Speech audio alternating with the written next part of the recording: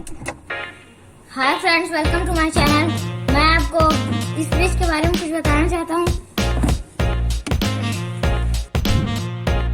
मैंने इसे अमेज़न से मंगवाया है। ये देखिए, अमेज़न की पिकअप गाड़ी आ रही है।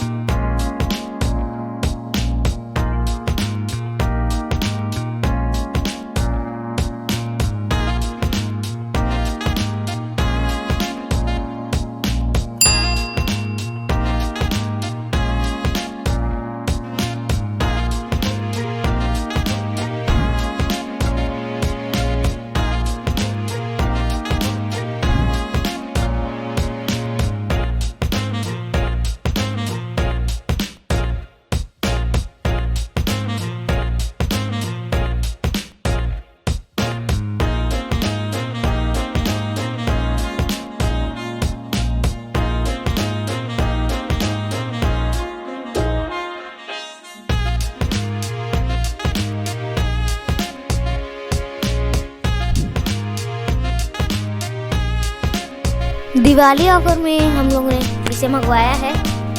बहुत अच्छा ही सेल था और ये 30,000 की फ्रिज है। हमको मिल गई है 23,000 में।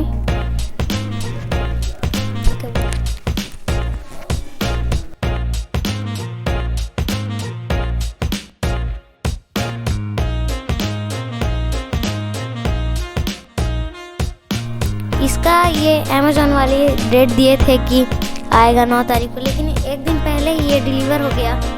ये आ गया 8 तारीख को।